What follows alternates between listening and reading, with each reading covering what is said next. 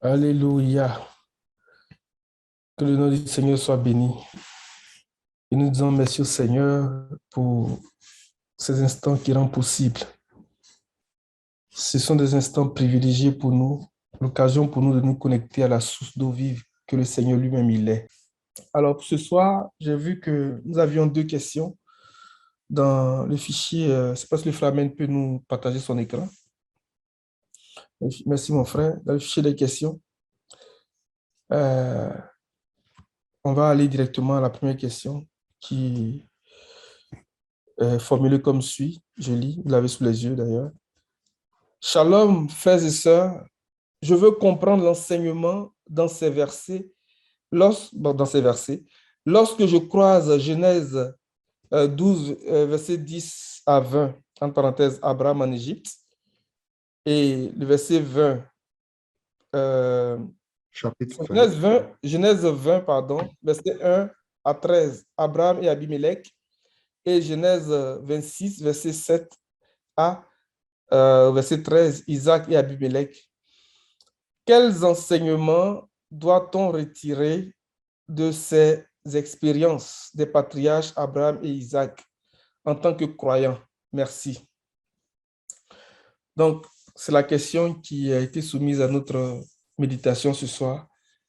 Et si quelques-uns d'entre nous se sentent inspirés, alors sentons-nous libres de prendre la parole et d'apporter des éléments de compréhension, selon que le Seigneur mettra des paroles dans nos bouches, au nom puissant de Jésus. Et bien entendu, à la suite des interventions, n'hésitons pas à partager ou bien à soulever des questions sous-jacentes ou bien des questions qui nous seront montées à l'esprit pendant que quelqu'un intervient pour enrichir notre compréhension. Que le Seigneur bénisse ce temps au nom de Jésus. Je dépose le micro. Je vais peut-être briser la glace pour permettre à d'autres frères de se préparer. Quels enseignements doit-on retirer de ces expériences des patriarches Abraham et Isaac en tant que croyants? Il y a beaucoup de choses à dire en ce qui concerne la vie des patriarches. Donc, Abraham, Isaac et je dirais Jacob aussi. Et même parlant du patriarche Joseph, il y a beaucoup de choses à dire.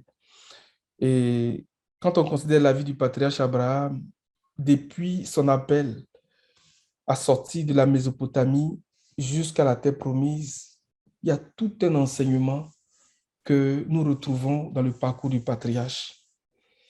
Et quand on regarde son parcours, on voit que le patriarche était quelqu'un qui avait une habitude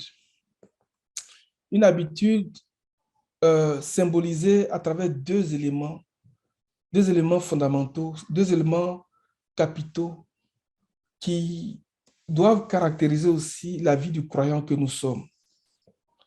À chacune de ces étapes, avant que le patriarche Abraham ne descende en Égypte, dans le premier épisode de Genèse, là, on voit qu'il avait l'habitude de dresser un autel et une tente.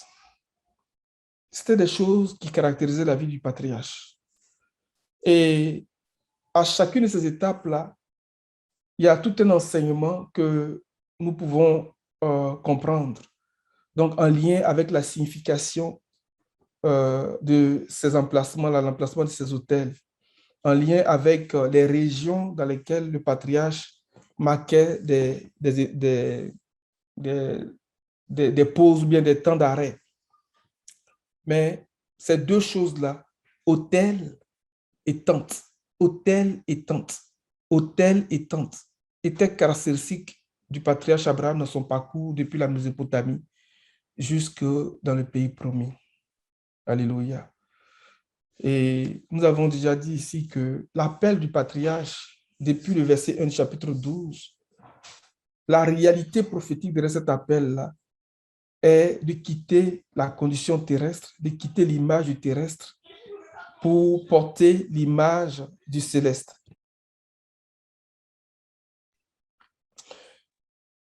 Amen.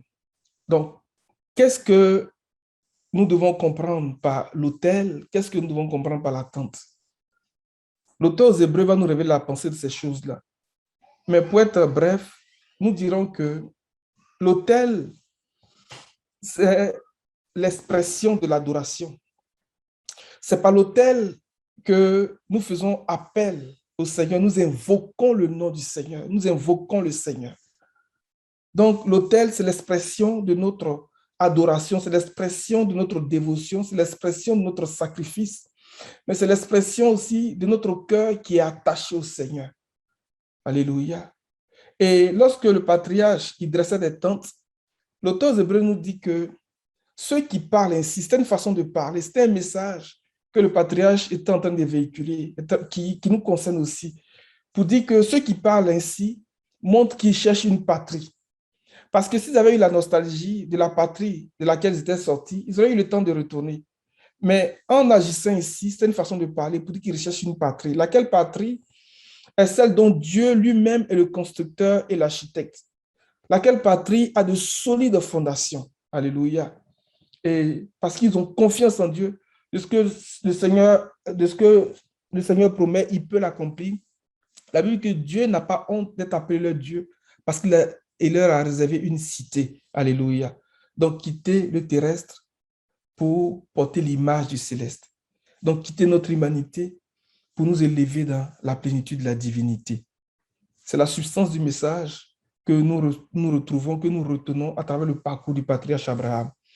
Alors, pour revenir à la question, on voit que Abraham, dans son parcours, là, qui était marqué par, j'ai envie de dire, les tentes et les hôtels, au moment de rentrer en Égypte, c'est quelque chose qu'on n'a pas remarqué dans la vie du patriarche. Dans un contexte de famine, dans un contexte difficile, dans un contexte de détresse. Pourquoi le patriarche n'a pas fait cela? Ça, c'est la question à laquelle nous allons essayer de répondre. Du moins, c'est à partir de cela que nous allons chercher des éléments d'édification pour notre instruction personnelle. On va aller dans Genèse chapitre 12. Là.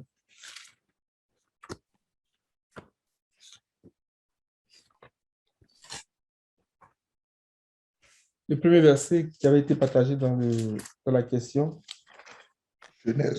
Genèse 12, verset 10. Verset 10 à 20. Mm-hmm. Il y eut une famine dans le pays et Abraham descendit en Égypte pour y séjourner, car la famine pesait lourdement sur le pays. Mm. Comme il était sur le point d'entrer en Égypte, il dit à sa femme Saraï, « Écoute-moi, je sais que tu es une belle femme. Quand les Égyptiens te verront, ils diront, c'est sa femme, et ils me tueront, tandis que toi, ils te laisseront en vie. » Amen. On va s'arrêter là, on va pas trop lire. Le contexte ici, c'est un contexte de famine, donc un contexte vraiment difficile. Souvenons-nous que la famine, c'est une expression de la mort. La famine est le fils aîné même de la mort, d'après Job. Job dit que la famine, c'est le fils aîné de la mort. Donc, c'était un contexte vraiment difficile.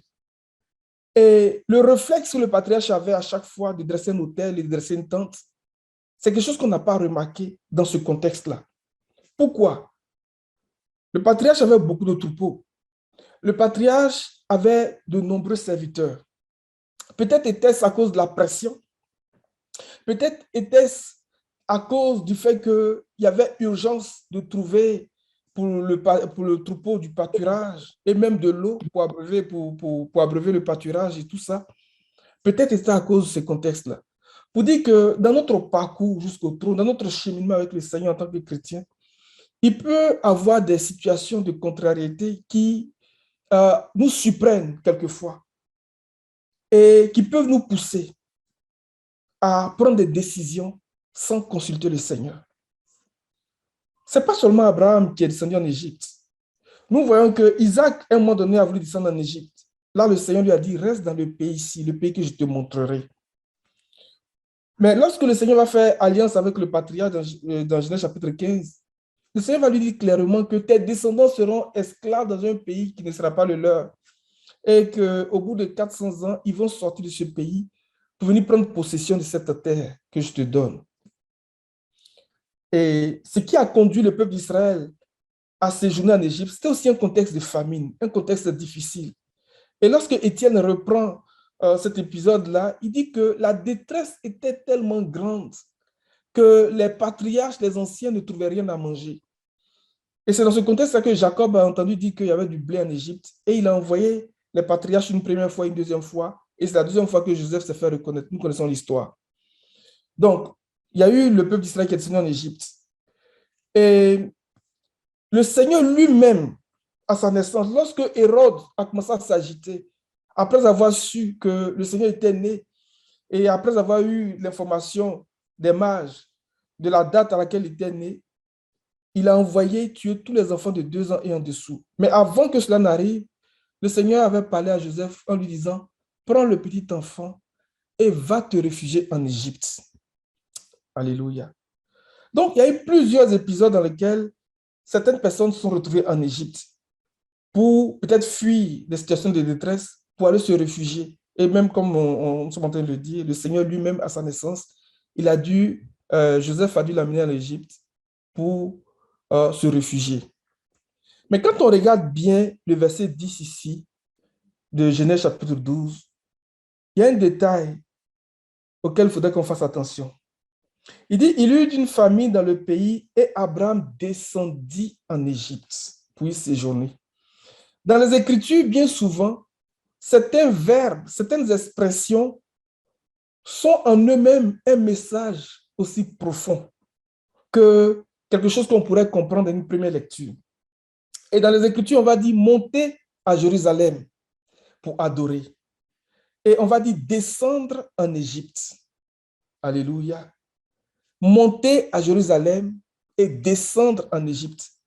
Donc, ce qui est en train de se traduire ici, c'est en train de nous montrer que le fait d'être allé en Égypte, dans ce contexte-ci, sans avoir consulté le Seigneur, constituait une descente ou bien une chute pour Abraham. Comme il arrive quelquefois à des chrétiens de chuter, comme il arrive quelquefois à des chrétiens de se refroidir, comme il arrive quelquefois à des chrétiens d'abandonner même la voie du Seigneur. Alléluia. Et Ésaïe, dans Ésaïe 31, il va dire quelque chose qui s'inscrit dans la pensée de ce que Genèse nous présente ici. Donc, dans Ésaïe 31. Regardez comment Ésaïe, à partir du verset 1, regardez comment Ésaïe commence à parler à partir du verset 1. Tu peux lire, mon frère. Malheur à ceux qui descendent en Égypte pour avoir du secours, qui s'appuient sur des chevaux et placent leur confiance dans le grand nombre de chars et la force des cavaliers, mais qui ne portent pas le regard sur le Saint d'Israël et ne recherchent pas l'Éternel. Lui aussi, cependant, il est sage. Il fera venir le malheur et ne retirera pas ses paroles. Il se dressera contre la communauté des méchants et contre le secours apporté par ceux qui commettent l'injustice. L'Égyptien est un être humain et non Dieu. Ses chevaux ne sont que chair et non esprit. Quand l'Éternel déploiera sa puissance, le protecteur sera ébranlé, le protégé tombera et tous ensemble, ils disparaîtront. Alléluia. On va s'arrêter là. Est-ce que tu peux lire la version Luc II? Malheur à ceux qui descendent en Égypte pour avoir du secours, qui s'appuient sur des chevaux et se fient à la multitude des chars et à la force des cavaliers, mais qui ne regardent pas vers le Saint d'Israël et ne recherchent pas l'Éternel. Lui aussi, cependant, il est sage, il fait venir le malheur et ne retire point ses paroles. Il s'élève contre la maison des méchants et contre le secours de ceux qui commettent l'iniquité. L'Égyptien est homme et non Dieu. Ses chevaux sont chair et non esprit. Quand l'Éternel étendra sa main, le protecteur chancellera, le protégé tombera et tous ensemble, ils périront. Alléluia. Vous voyez, Ésaïe va dire, malheur à ceux qui descendent en Égypte pour avoir du secours, qui s'appuient sur des chevaux et se fient à la multitude des chars et à la force des cavaliers, mais qui ne regardent pas vers le Saint d'Israël et ne recherchent pas l'Éternel. Notre premier réflexe dans des situations de détresse, dans des situations difficiles, c'est d'abord de nous appuyer sur le Seigneur et toujours nous appuyer sur le Seigneur. C'est d'abord de rechercher le Seigneur. C'est d'abord de nous tourner vers le Seigneur. Alléluia. C'est de ne pas aller rechercher du secours dans les conseils humains, de ne pas aller rechercher du secours dans le système des nations, mais c'est de nous réfugier toujours dans le Seigneur. Ça doit être notre premier réflexe. Et c'est quelque chose qui doit nous caractériser constamment. Ésaïe commence à dire, malheur à ceux qui descendent en Égypte pour avoir du secours, qui ne s'appuient pas et qui s'appuient sur les chevaux et se fient à la multitude des chars et à la force des cavaliers, mais qui ne regardent pas vers le Saint d'Israël et ne le recherchent pas. Lui aussi, cependant, il est sage. Il fait venir le malheur et ne retire point ses paroles. Il se lève contre la maison des méchants et contre le secours de ceux qui commettent l'iniquité. L'Égyptien est un homme et non Dieu. Ses chevaux sont chair et non esprit. Quand l'Éternel étendra sa main, le protecteur chancellera, le protégé tombera et tous ensemble y périront. Voici ce qui se passe. Lorsque, dans des situations difficiles, notre premier réflexe n'est pas de nous tourner vers le Seigneur, mais de chercher du secours dans le système des nations, d'aller vers les nations chercher du secours. Et c'est ce qui s'est passé avec Abraham. Abraham, qui avait les promesses, s'est tourné vers l'Égypte. Et avant de rentrer en Égypte, Abraham s'est compromis en faisant un quiproquo avec sa femme. La femme de laquelle la descendance qui devait assurer la bénédiction de toute l'humanité devait venir. Il a fait un quiproquo, il a fait un genre de deal avec la femme pour dire que tu es une belle femme. Quand les Égyptiens te verront, si tu leur dis que je suis ton mari, ils me tueront à cause de ta beauté. Donc, dis-leur que tu es ma sœur. Et à cause de toi, on va me traiter avec gentillesse, on va bien me traiter. Abraham a pensé à lui. Lorsque nous sommes dans des situations difficiles et que nous n'avons pas le réflexe de nous tourner vers le Seigneur, c'est la porte ouverte au compromis. C'est la porte ouverte au mensonge. C'est la porte ouverte à l'égoïsme. Et ça vient briser notre communion avec le Seigneur. Parce qu'on voit qu'Abraham n'avait pas son hôtel, n'avait pas sa tente. Il est descendu en Égypte chercher le secours. Et il est rentré dans cette forme de compromis. Et la conséquence que nous voyons, c'est que Sarah a été prise pour être conduite dans la maison de Pharaon. Et le Seigneur qui lui-même est le gardien, alléluia, de son projet, le Seigneur qui lui-même veille à l'accomplissement de sa parole, a protégé Sarah et n'a pas permis que Pharaon puisse la toucher. Vous voyez ce qui s'est passé. Voici la situation. Alléluia. L'Égypte, c'est le pays de l'esclavage. L'Égypte, c'est le pays du vice. C'est le pays de la méchanceté. Mais à côté d'Abraham, nous voyons quelqu'un d'autre qui a eu une toute autre attitude, à la personne de Moïse. Lorsque Moïse était en Égypte, Hébreux chapitre 11 nous dit que Moïse a préféré être maltraité avec son peuple. Moïse a préféré, il aimait mieux l'humiliation associée à Christ que d'avoir la jouissance momentanée du péché. Que nous ayons ce cœur-là que Moïse avait. Alléluia. On va aller dans Hébreux chapitre 11.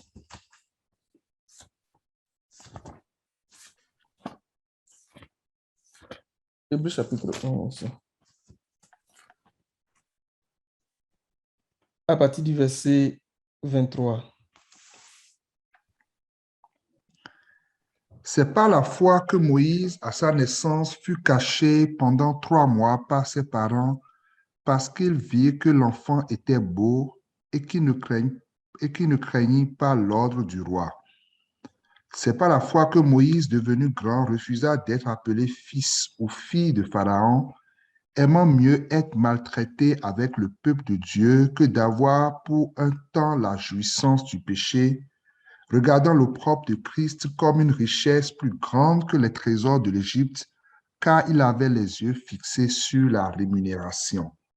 Alléluia. Continue, mon frère. Verset 27.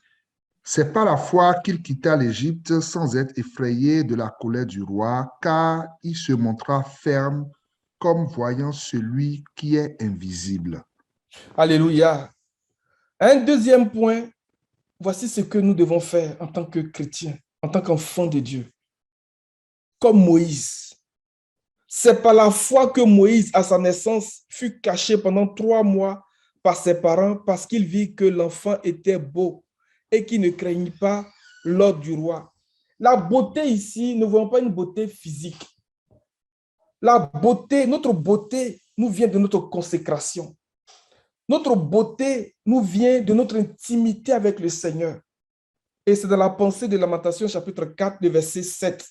Frère, amen, on va le lire pour revenir. Quand on parle de la beauté ici, nous ne voyons pas des choses physiques. Notre beauté nous vient de notre consécration. Lamentation 4, verset 7. Tu peux lire les 2 premiers versets et puis tu vas aller au verset 7. Et quoi, l'or a perdu son éclat, l'or pur est altéré, les pierres du sanctuaire sont dispersées au coin de toutes les rues. Les nobles fils de Sion, estimés à l'égal de l'or pur, sont regardés, hélas, comme des vases de terre, ouvrage des mains du potier. Regardez bien. Il dit les nobles fils de Sion, estimés à l'égal de l'or pur. Alléluia. Va au verset 7 maintenant. Ces princes étaient plus éclatants que la neige, plus blancs que le lait. Ils avaient le teint plus vermeil que le corail. Leur figure était comme le saphir. Alléluia. On va lire le même verset dans la version seconde 21. Ces hommes consacrés étaient plus éclatants que la neige, plus blancs que le lait. Ils avaient le teint plus rose que le corail. Leur figure était comme le saphir. Alléluia. Ces hommes consacrés. Donc, notre beauté nous vient de notre consécration. Notre beauté nous vient de notre piété, de notre attachement au Seigneur. Donc, quand on dit que Moïse, ses parents l'ont trouvé beau, c'est pas, nous ne voyons pas la beauté physique. Voyons le fait que c'était un enfant qui était consacré à Dieu. Un enfant qui avait un appel sur lui. D'ailleurs, Moïse qui veut dire sauver des eaux. Et la Bible dit que sa maman lui a fait une caisse de jonc pour le préserver, pour le protéger. La caisse de jonc qu'elle a enduit en dedans et en dehors du poids. Le poids qui est traduit par rachat, qui est traduit par rédemption. La même chose que Noé avait faite lorsqu'il a été divinement averti que les eaux de déluge frapperaient la terre. Donc, il a enduit l'arche en dedans et en dehors du poids. Quand on regarde poids, est traduit par rançon, est traduit par rachat. Alléluia. Que nous soyons beaux parce que nous sommes à couvert du sang de Jésus. C'est par la foi que Moïse, devenu grand, refusa d'être appelé fils de la fille de Pharaon, aimant mieux être maltraité avec le peuple de Dieu que d'avoir pour un temps la jouissance momentanée du péché, regardant l'opprobre de Christ comme une richesse plus grande, alléluia, que tous les trésors, de l'Égypte, car il avait les yeux fixés sur la rémunération. Regarde bien, les yeux fixés dans le strong. Homme frère.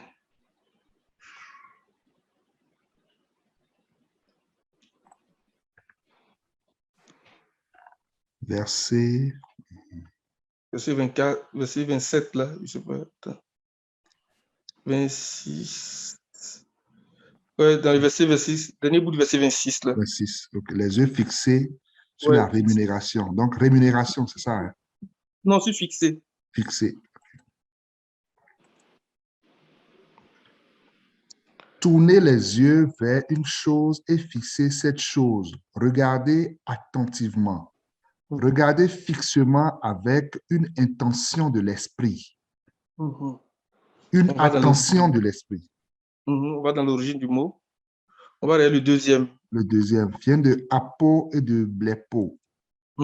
Blepo, voir, discerner par l'intermédiaire de l'œil, posséder la vue, voir, regarder, apercevoir, tourner les yeux vers une chose, regarder fixement, percevoir par les sens, sentir, découvrir à l'usage, savoir par expérience. Métaphorique, voir avec les yeux de l'esprit, avoir la compréhension, l'intelligence, discerner mentalement, découvrir, comprendre, tourner les pensées ou diriger l'esprit sur une chose, considérer. On va regarder les synonymes. S'il te plaît, mon frère. Il y a une traduction que je cherche. Lis la dernière traduction. Et ceci est... En bas. Fixer les yeux, en parlant de l'esprit, sur diriger son attention vers une chose avec l'intention de l'obtenir, y trouver son intérêt. Diriger ses yeux sur quelque chose avec l'intention de l'obtenir. La Bible dit que Moïse a refusé d'être appelé fils de la fille de Pharaon. Il aimait mieux être maltraité avec son peuple que d'avoir la jouissance momentanée du péché. Et il considérait l'humiliation attachée à Christ comme une richesse plus grande. Et il avait les yeux fixés sur le prix, sur la récompense. Mais avoir les yeux fixés ici, c'est une façon de contempler la récompense. C'est une façon de contempler la divinité. C'est une façon de contempler le prix. Mais la contemplation, c'est ça. C'est regarder en regardant fixement, mais avoir avec l'intention de posséder cette chose. Et Paul nous dit dans 2 Corinthiens chapitre 3 que nous tous qui le visage découvert, pour regarder là fixement, pour contempler, ça prend que nous ayons le visage découvert. Pour refuser de descendre en Égypte, pour refuser de se corrompre, pour refuser de faire des pactes, pour refuser de mentir de cette façon, pour refuser de compromettre la promesse, pour refuser de compromettre le plan de Dieu, ça prend que nous ayons le visage découvert, que nous ayons le sens du discernement, que nous ayons le jugement exercé, que nous ayons la compréhension, la pleine intelligence du projet de Dieu. Ça prend que nous voyons l'invisible, alléluia, et que nous soyons capables de parler aux situations, parler à la famille, dans une situation de famine, de dresser une tente et un autel et d'évoquer le Seigneur. Mais il dit avec l'intention de posséder cette chose. Il dit que nous tous qui le visage découvert, contemplons comme dans un miroir la gloire de Christ. Nous sommes transformés en la même image que lui. C'est ça la contemplation. C'est ça le regarder fixement la récompense. Alléluia. Et quelle est cette récompense-là? Quel est ce prix-là? Dans la pensée de Philippiens chapitre 3, l'apôtre Paul dit que, les amis, ce n'est pas que j'ai déjà atteint la perfection. Ce n'est pas que j'ai déjà remporté le prix. Mais parce que je suis devenu un télios. Parce qu'il faut d'abord être un télios pour refuser de descendre en Égypte, pour refuser de se corrompre et pour commencer à courir vers le prix de la vocation céleste, vers le but. Il faut être un télios. Alléluia. Philippiens chapitre 3. Il dit, nous tous qui sommes mûrs, nous tous qui sommes parfaits, qui sommes adultes, courons de manière à remporter le prix. Mais le prix là, c'est le trône. Le prix là, c'est la plus haute place. Le prix là,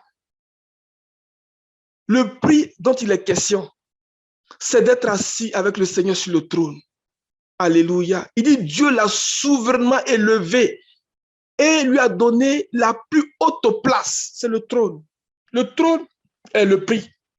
Mais pour être enlevé vers Dieu et vers son trône, il faut être le fils mâle.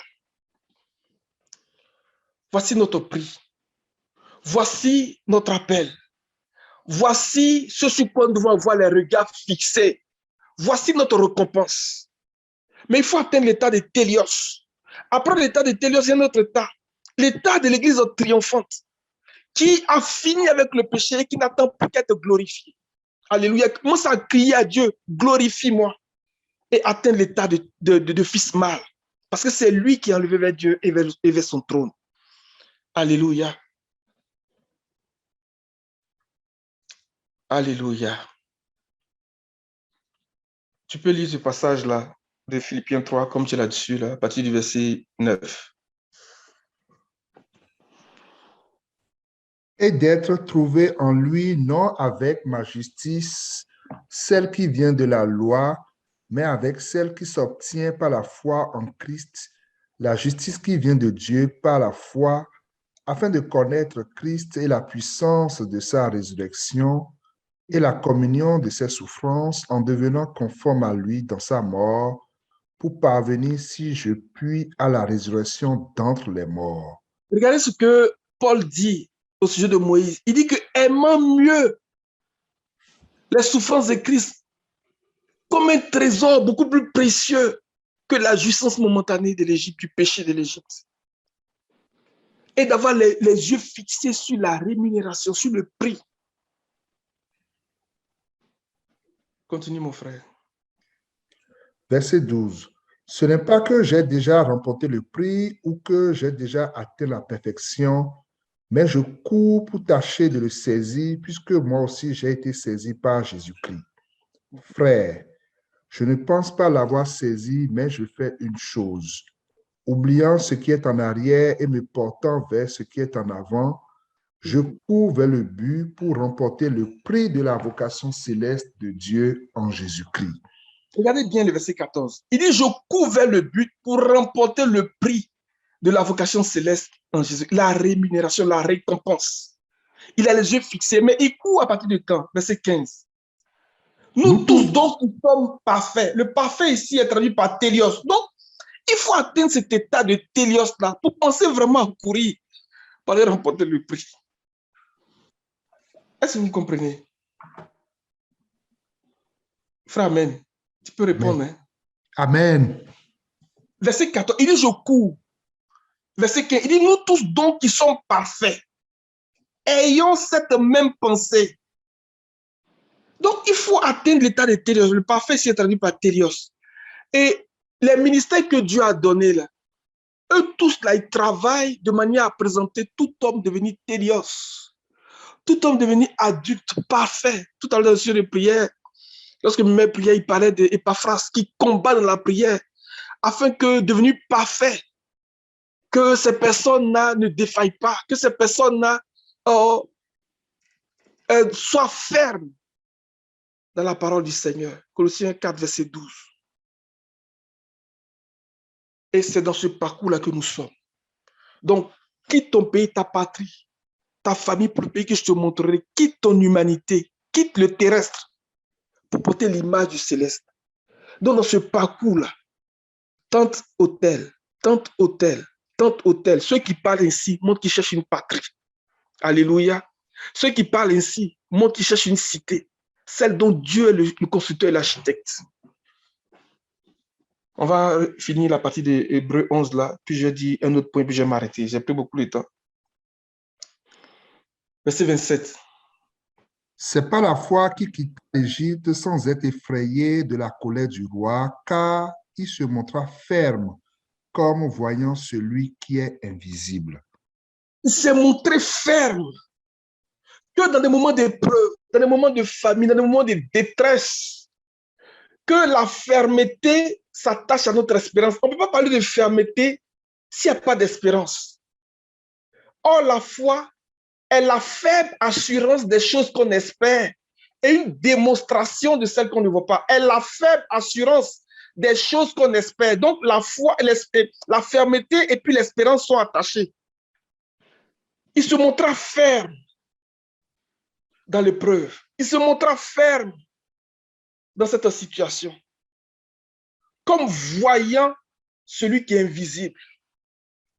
La foi, j'ai envie de dire que ce sont nos yeux spirituels que le Seigneur nous a donnés pour voir l'invisible. Le voir ici, c'est avoir l'intelligence, la pleine connaissance, la pleine révélation de Christ. Alléluia. C'est pour ça que Paul commence à dire à Philippiens, il dit que Je regarde toutes ces choses comme de la boue, comme de la perte, à cause de l'excellence de la connaissance de Christ, mon Seigneur, pour lequel j'ai renoncé à tout. Et lorsque nous atteignons cet état de fermeté-là, nous parlons aux situations. Nous parlons à Pharaon. Pharaon, à l'époque, était considéré comme Cyrus, celui qui a la puissance extrême, celui qui dominait le monde. Très puissant. Mais il parlait à Pharaon comme s'il voyait la vie. Il n'avait pas peur de sa propre vie. Il ne considérait pas sa vie comme précieuse. Parce qu'il voyait le trône. Parce qu'il voyait la récompense. Il voit Christ. Il parlait comme s'il voyait l'invisible. Alléluia. Que le Seigneur nous amène à voir l'invisible et de parler à nos situations. Que les situations ne nous amènent pas à descendre, à tomber de notre position, à déchoir de notre appel. Mais que parce que nous voyons l'invisible, nous considérons ces situations comme de la boue et nous parlons aux situations. C'est la deuxième chose que je voulais dire. Et la troisième chose, c'est de comprendre que lorsque le Seigneur ne nous a pas dit de faire quelque chose, dans le cas de Joseph et de Marie, le Seigneur a dit, prenez l'enfant et allez vous réfugier en Égypte. Dans le cas d'Israël et de Jacob, lorsque Jacob devait partir, le Seigneur a dit à Jacob, n'aie pas peur de descendre, que c'est Joseph qui te fermera les yeux et moi-même je te ferai remonter. Je te ferai remonter. Lorsque le Seigneur ne nous a pas dit de faire quelque chose que nous faisons de par nous-mêmes, c'est ce qu'on appelle les œuvres mortes. Une partie des œuvres mortes, c'est de faire des choses que Dieu ne nous a pas demandé de faire. C'est pour ça qu'il est important pour nous dans notre parcours de toujours considérer le Seigneur, même quand c'est chaud, même quand une situation nous tombe dessus à l'improviste. Tu es là et puis ça te surprend, tu es effrayé. Que ce réflexe-là ne nous quitte pas, que nous ayons le réflexe, la conscience de toujours consulter le Seigneur avant d'agir. Parce que si nous agissons en nous fiant aux hommes, au système des hommes, le Seigneur appelle ça des œuvres mortes. Et nécessairement, cela va nous conduire dans la compromission, dans le mensonge, dans le péché. Et notre relation avec le Seigneur va être coupée comme Abraham. Il n'avait plus de relation avec le Seigneur. La chose la plus précieuse pour un homme, pour un enfant de Dieu, parce que c'est ça qui nous maintient en vie. Notre connexion avec le Seigneur, notre intimité avec le Seigneur, c'est ça qui nous donne la vie, c'est ça qui nous vivifie, qui nous donne la force de traverser les situations. Et Abraham a manqué à cela. Et on voit les conséquences. Donc, avec ces trois éléments que nous venons de regarder de manière très brève, là, nous pouvons les répliquer dans la vie du patriarche Isaac. Isaac aussi, dans un côté de famille, voulait descendre. Le Seigneur dit non, reste dans le pays que je te montrerai, reste à Guérar. Et dans un contexte de famille, parce qu'il a obéi à la parole du Seigneur, on a vu comment Isaac est devenu très riche. On ne savait même pas comment dire qu'il était riche. Il a fait des semailles et il a récolté au centuple. Il est devenu puissant. Et même dans ce même contexte de famine où les gens ne trouvaient pas d'eau, lui, il creusait, il trouvait de l'eau. Il creusait, il trouvait de l'eau jusqu'à trouver de l'eau vive. Et le Seigneur l'a mis au large dans ce contexte de famine. Il y a une provision pour les enfants de Dieu dans le contexte de famine. Il y a une provision, les amis, pour nous, dans un contexte de détresse. Il y a une provision pour nous, les amis, que la fermeté s'attache à notre espérance. Que nous ayons les regards fixés sur le trône. Que nous ayons ce soupir de devenir des fils mâles au nom puissant de Jésus. Je vais m'arrêter là, j'ai pris beaucoup de temps. Que le Seigneur nous bénisse. Amen. Amen. Amen. Que le Seigneur nous bénisse. Amen. Alors Amen. que le frère Jean-Philippe est en train de parler, j'ai regardé la question et je bénis vraiment le Seigneur pour tout ce qu'il a exposé. Et j'aimerais juste rajouter quelque chose. C'est que nous devons nous souvenir que dans tout ce que le Seigneur a présenté dans l'Ancien Testament, à travers les voyages que les patriarches ont effectués, notamment comme on les regarde, parce que c'est lié à la question, nous devons nous souvenir que, par exemple, quand on prend le voyage du patriarche Abraham, qui est allé depuis la Mésopotamie, donc il parle de Babylone, jusqu'à ce qu'il offre le sacrifice d'Isaac. Quand on regarde ces voyages avec la pensée de l'esprit, on peut aussi voir notre parcours depuis notre libération de l'emprise des ténèbres par le Seigneur. Donc, notre libération de l'emprise du monde jusqu'à ce que le Seigneur nous introduise en fait sur le trône. Amen. Donc, le patriarche, en fait, il est sorti, on prend le patriarche Abraham, par exemple, il est sorti de la Mésopotamie. Et durant tout son voyage, il a appris à connaître le Seigneur. Comme tout chrétien qui naît de nouveau. Amen. Qui naît de nouveau. Donc, il connaît cette nouvelle naissance-là et qui, dans son parcours aussi, apprend à connaître le Seigneur. Il a appris à se libérer de tout ce qui ne plaît pas à Dieu jusqu'à la fin. On le voit même qu'il donne sa vie à travers le sacrifice de son fils Isaac. Parce qu'on a déjà dit qu'un vieillard comme Abraham, par exemple, qui donne son fils Isaac, c'est sa vie qui donne en fait à travers Isaac. Parce que Isaac était le fils unique. Vous me comprenez, quand on dit unique, la Bible nous dit prends ton fils unique. Parce que c'était le fils de la promesse. Amen. Dans Genèse chapitre 15, il a dit à Dieu, mais je m'en vais, tu ne m'as pas donné d'enfant, qui va être mon héritier. Le Seigneur a dit que c'est celui qui va sortir de tes entrailles qui sera ton héritier. Donc Isaac, c'était la vie d'Abraham. Après Isaac, là, dans Isaac, en fait, il devait se réaliser la promesse. Donc, Abraham a donné son fils Isaac, il a donné sa vie.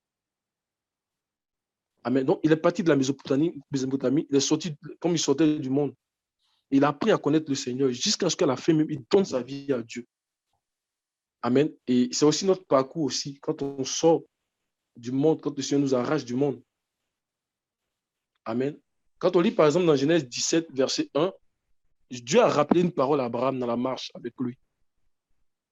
Et quand nous regardons le parcours du patriarche Abraham, nous nous inspirons aussi pour marcher vraiment comme le Seigneur le veut. Genèse 17, verset 1.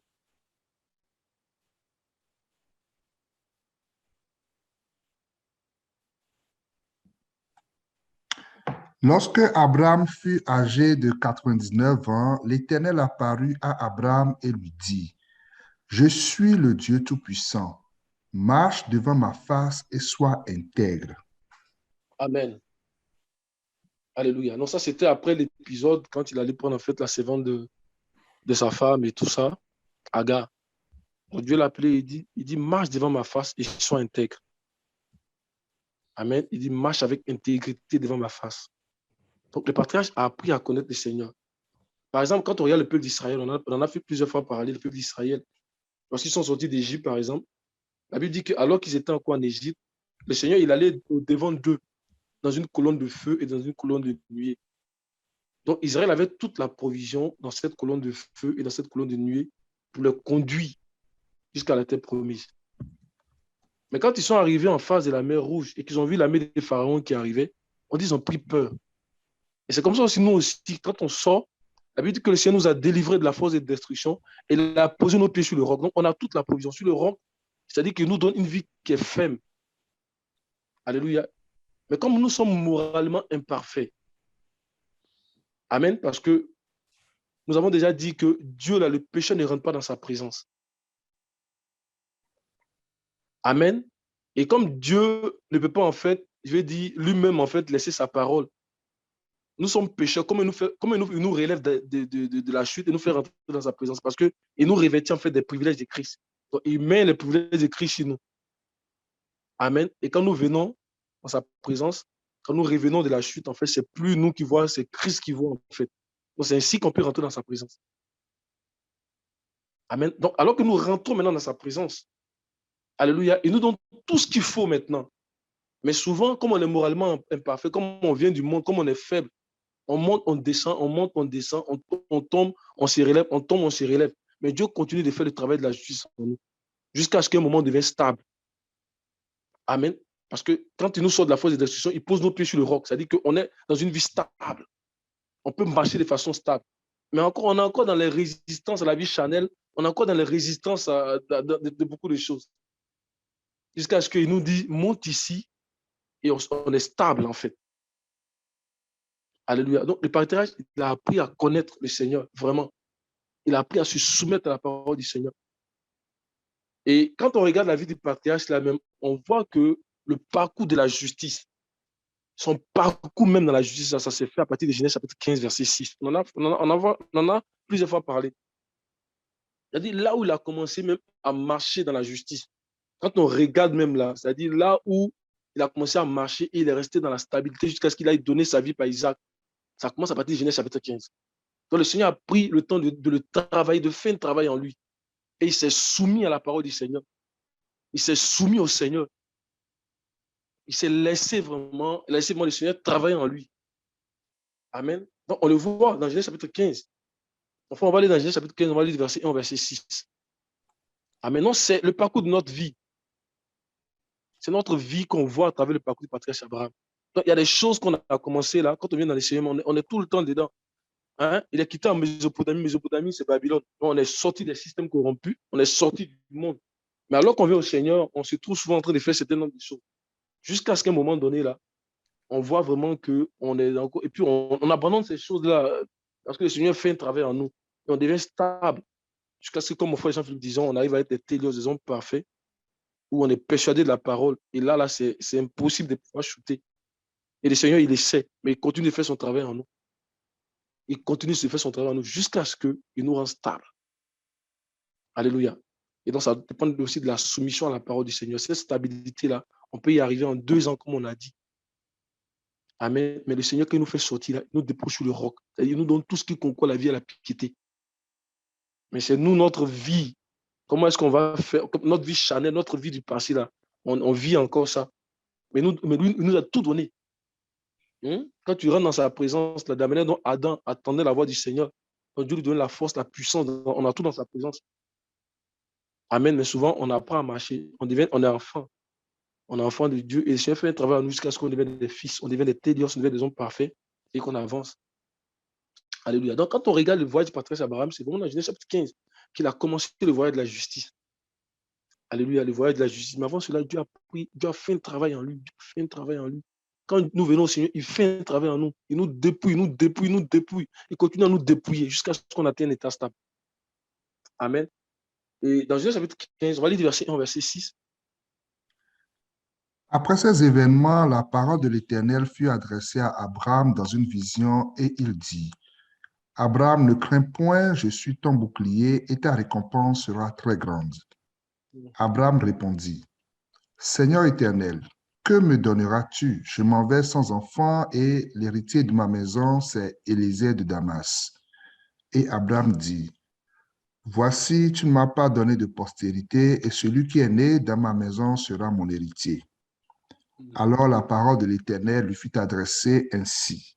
« Ce n'est pas lui qui sera ton héritier, mais c'est celui qui sortira de tes entrailles qui sera ton héritier. » Et après l'avoir conduit dehors, il dit, « Regarde vers le ciel et compte les étoiles si tu peux les compter. » Et il lui dit, « Telle sera ta postérité. » Abraham eut confiance en l'Éternel qui le lui imputa à justice. Amen. Amen.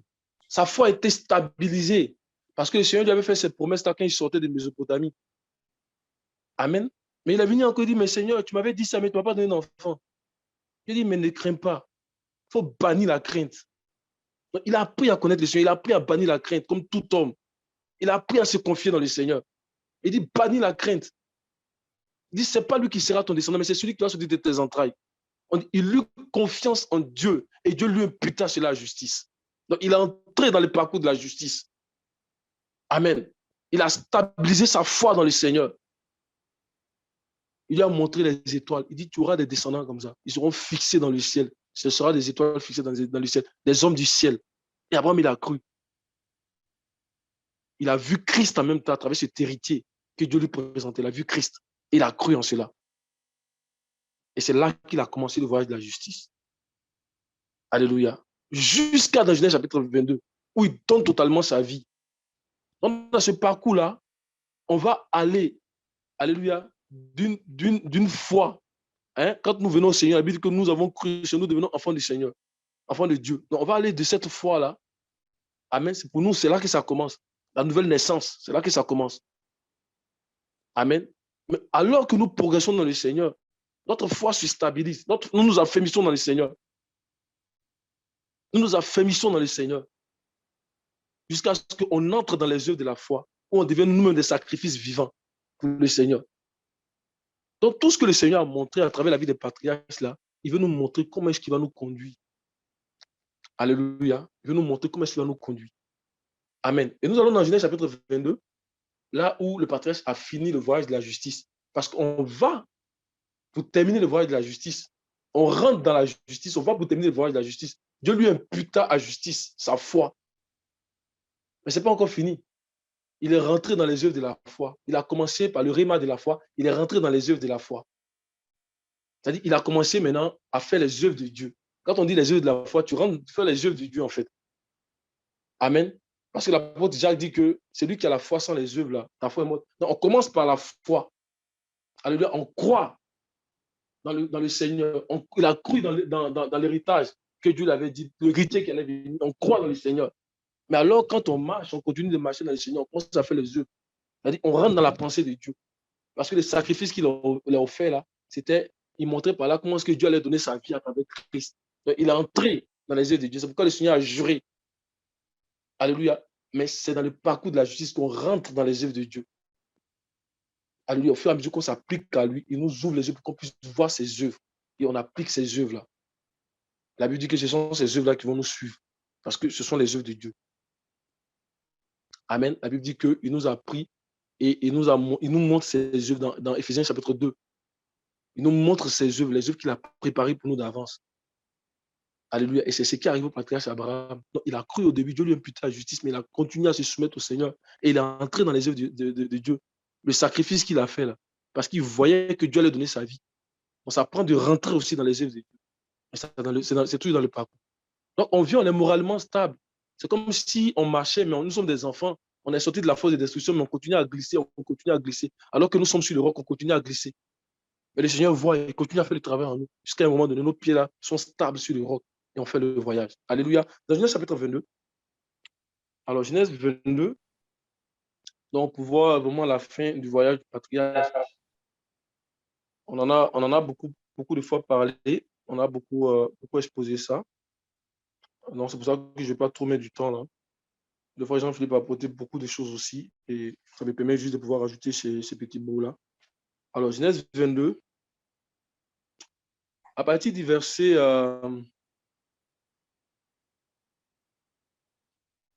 voilà, à partir du verset...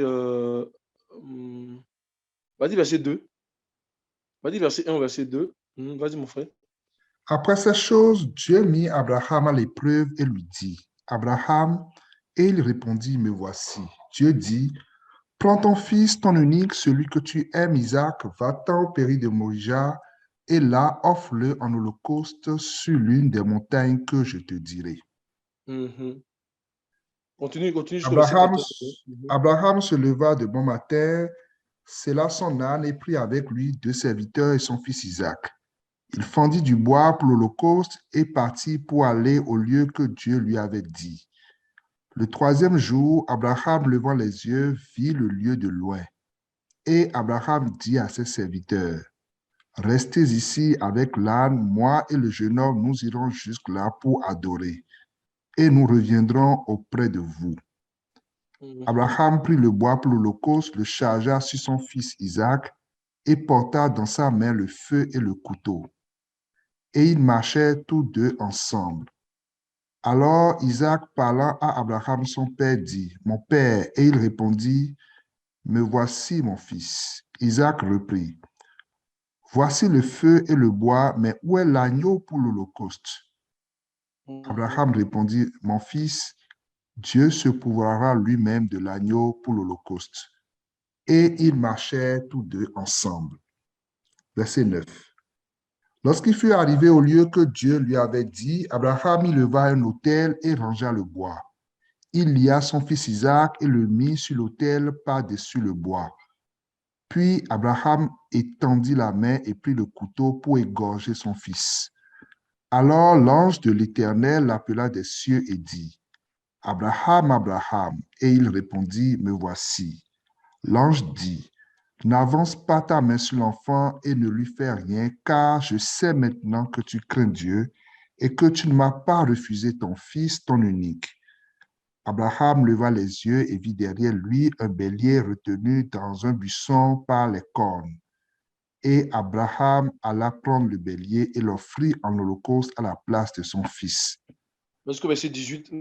Abraham donna à ce lieu le nom de Jéhovah Jireh.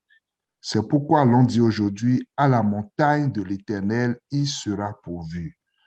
L'ange de l'Éternel appela une seconde fois Abraham des cieux et dit, je le jure par moi-même, parole de l'Éternel, parce Je que le jure par moi-même, il a pris un serment. C'était le sceau de la justice. Il a pris un serment. La Bible dit que les hommes là, ils ne peuvent jurer par lui-même. Dieu ne peut pas jurer par les hommes, il jure par lui-même. Amen.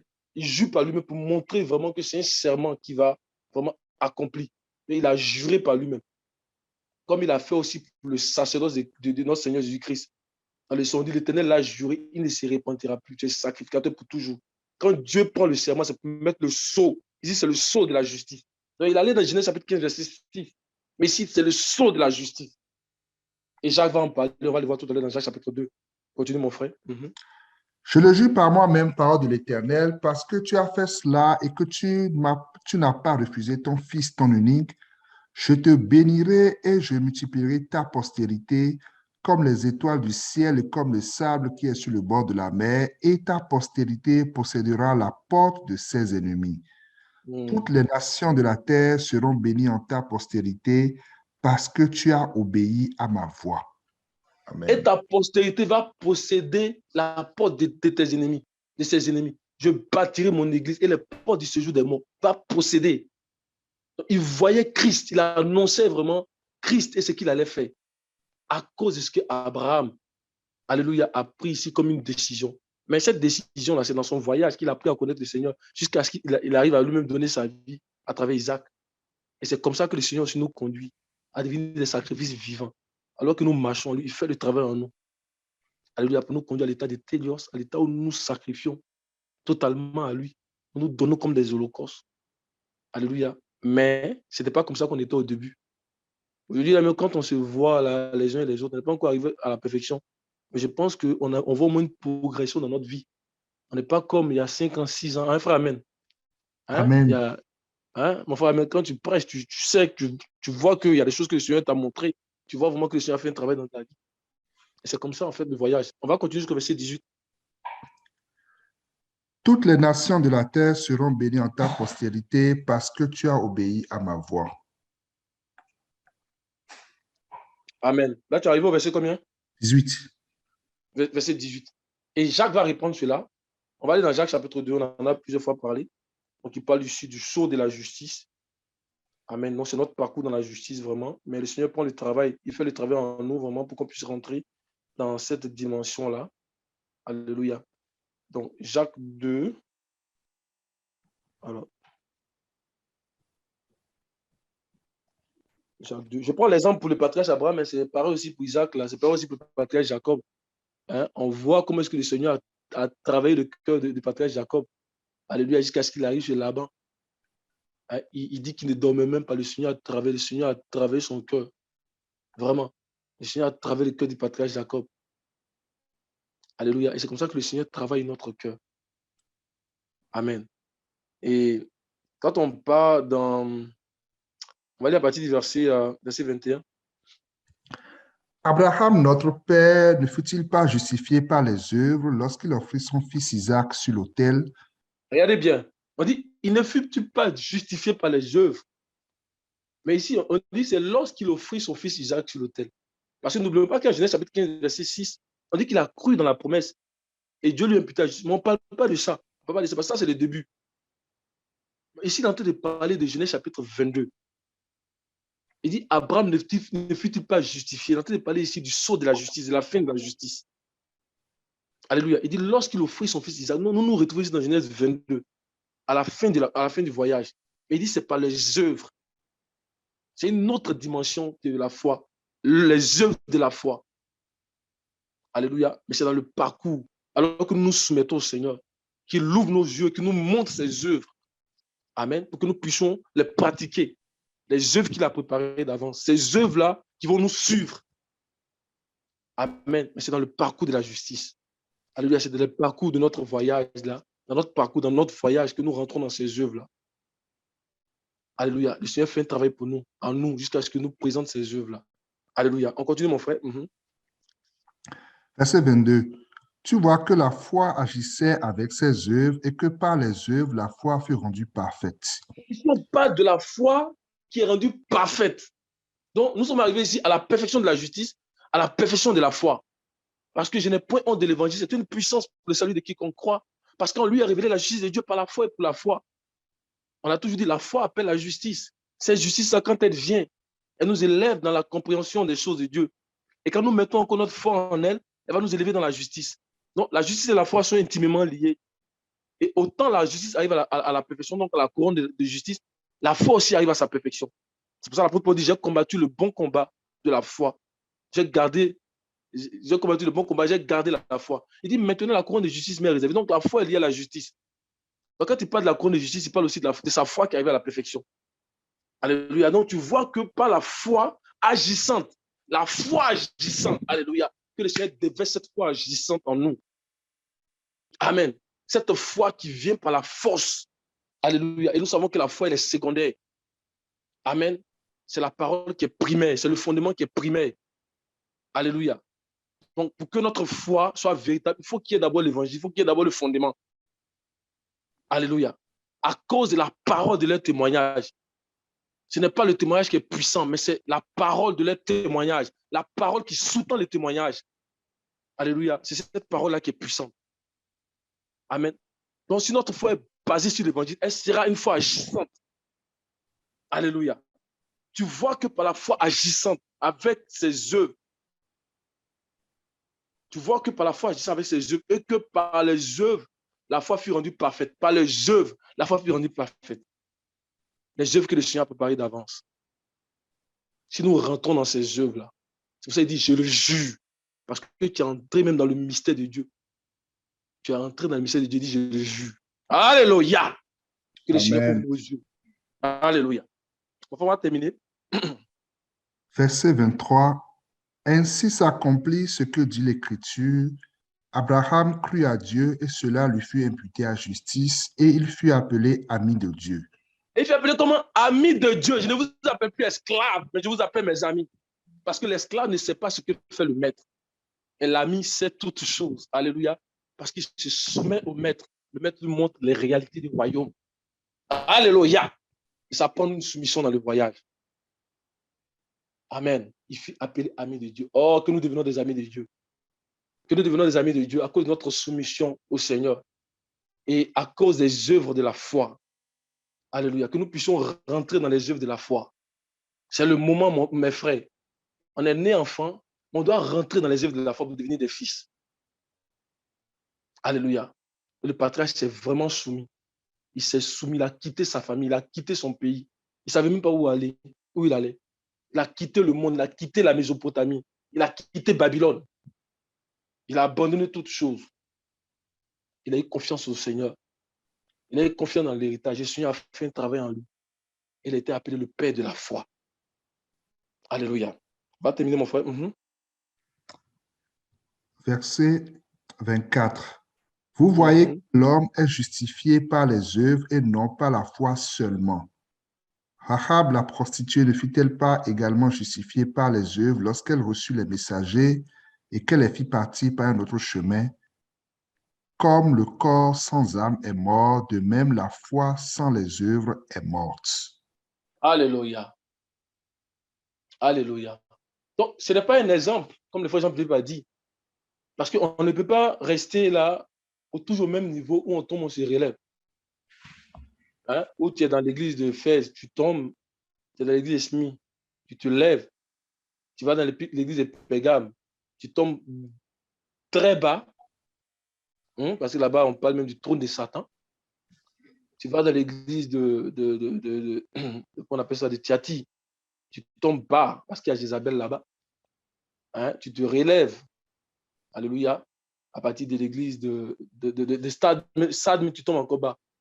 Tu te relèves un peu à Philadelphie, là, et puis tu vas maintenant pour tomber encore, alléluia, qu'on appelle ça à Laodicée. Mais l'essai de nous élever, comme au chapitre 4, il faut qu'on reste stable. C'est le moment de rester stable. C'est le moment de vaincre la résistance à la vie charnelle. C'est le moment d'abandonner notre ancienne nature. Alléluia. Et de courir dans cette carrière que le Seigneur nous réserve. Amen. De courir dans cette carrière. Alléluia. Donc, voyons vraiment ces voyages-là comme notre parcours, comme les frères Jean-Pierre le disaient, comme notre parcours pour arriver au trône. Alléluia. Si nous sommes rentrés dans la justice, ne tombons plus. Le Seigneur nous a donné tout ce qui concourt à la vie et à la piété. Saisissons-nous de ce qu'il nous a donné et avançons avec le Seigneur. Que le Seigneur nous bénisse. C'est ce que j'avais ajouté. Amen. Amen. Amen. Gloire à Dieu. Alléluia. Là, il est 22h17. Je pense qu'on va arrêter et je nous encourage encore une fois de plus. S'il y a des questions sous-jacentes, n'hésitons pas à les inscrire dans le fichier pour que la séance prochaine, on puisse les prendre en compte. Je voudrais qu'on puisse prier. Ce sujet, cette question est d'autant plus importante à cause du climat mondial que nous connaissons, à cause de cette grande détresse qui est en train de s'abattre sur l'humanité. Donc, cette question vient nous donner des éléments de compréhension, des enseignements qui sont comme des ancrages pour nous, parce que l'humanité traverse une période très, très difficile et les choses vont de mal en pire. Vous savez, quelquefois, les gens vont dire, ah, il y a eu tel épisode qui s'est passé dans le monde et puis les choses sont remises en ordre et la vie a continué comme si de rien n'était. Mais ce que ces gens-là oublient, c'est que le Seigneur dit à Habakkuk que la prophétie court à son terme. Donc, chaque fois qu'il y a une saison, chaque fois qu'il y a quelque chose qui arrive dans l'humanité, il y a des choses qui sont mises en place, il y a des façons de faire qui sont mises en place, qui vont pas, on va pas du jour au lendemain balayer ces choses du revers de la main puis revenir en arrière. Donc, l'apparence ou bien le fait de penser que, ah, il y a eu tel épisode, les choses sont mises en place, ou bien la vie a repris, et de dire, ah, ça va traverser puis c'est fini. Non, il y a des choses qui se mettent en place progressivement. Et nous allons vers l'accomplissement de toutes choses. Amen. Donc, considérons ces enseignements que Dieu nous donne et affermissons notre appel dans le Seigneur. Affermissons notre élection dans le Seigneur. Ayons les regards fixés sur le prix. Ayons les regards fixés sur le trône. Et que nous ayons la force d'échapper à tous ces événements qui vont arriver sur la terre. Que nous ne tombions pas dans la compromission comme Abraham. Que nous ne descendions pas en Égypte. Parce que la descente en Égypte, comme je vous l'ai dit, là, dans les Écritures, on dit descendre en Égypte et monter à Jérusalem. Et la descente en Égypte, dans le cas d'Abraham, c'est traduite par la compromission. C'est traduite par cette forme de quiproquo qu'il a fait avec sa femme, de vouloir satisfaire à ses besoins, à ses désirs. Il a dit, on va me traiter bien à cause de toi. Donc, il a reçu des bœufs, il a reçu de l'argent, il a reçu toutes ces choses. Mais il a oublié le plus important, c'est qu'il était le déposit, il était celui qui avait les promesses, que Dieu avait un plan à travers la vie du patriarche. Que nous n'oublions pas que le Seigneur est en train de nous conduire quelque part, que nous soyons fermes dans le Seigneur, que nous puissions achever notre parcours jusqu'au trône. Amen. Amen.